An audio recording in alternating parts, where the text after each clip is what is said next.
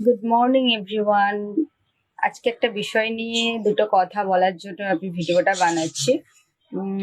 অনেকের প্রশ্ন থাকে যারা ফেসিয়াল করে আমার কাছে, যে আমি যখন ফেসিয়ালটা তাদের করে দিচ্ছি তারা ইনস্ট্যান্ট একটা গ্লো পাচ্ছে, কিন্তু গ্লোটা কিন্তু সব সময় থাকে না। মানে ধরো একদিন পর থেকে তাদের গ্লোটা নষ্ট হয়ে যাচ্ছে।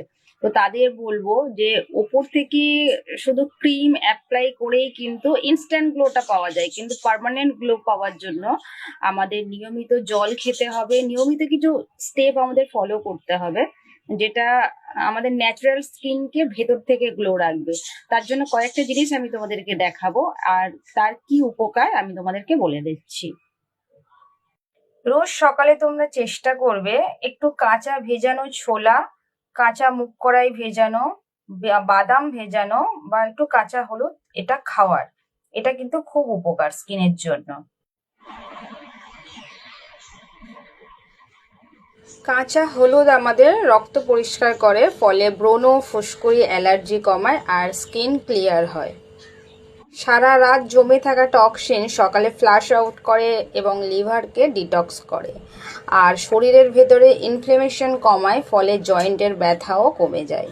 কাঁচা হলুদের অনেক গুণ আছে, তবে গল ব্ল্যাডার স্টোন থাকলে তারা কিন্তু কাঁচা হলুদটা খাবে না। এবার বলবো কাঁচা ছোলার কি উপকারিতা। কাঁচা ছোলায় থাকে বায়োটিন প্লাস আয়রন। এর ফলে কি হয়, চুলের গোড়া মজবুত করে, আর হাই ফাইবার আছে বলে পেটও পরিষ্কার করে। তবে যাদের লো প্রেশার তারা কিন্তু ছোলা কম খাবে। কাঁচা বাদামে থাকে ভরপুর ভিটামিন ই। এর ফলে কি হয়, স্কিন ড্রাই হয় না আর স্কিনটা টান টান থাকে। বলি রেখা কিন্তু অনেক পরে আসে, ব্রেন শার্প করে, আর হার্টও কিন্তু ভালো রাখে। কাঁচা মুগ কড়ায় প্রোটিনটা কম থাকে, সেই জন্য হজম তাড়াতাড়ি হয় আর খুব একটা বেশি গ্যাসও করে না। আর শরীর ঠান্ডা রাখে, তার ফলে যাদের গরমের জন্য ব্রণ হয় সেখান থেকে কিন্তু মুক্তি পাওয়া যায়। 1 মাস এই নিয়মটা খালি পেটে ফলো করে দেখো।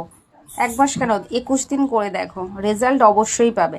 সকালে ঘুম থেকে উঠে ব্রাশ করার পরে খালি পেটে খাবে, খেয়ে জল খেয়ে নিতে পারো।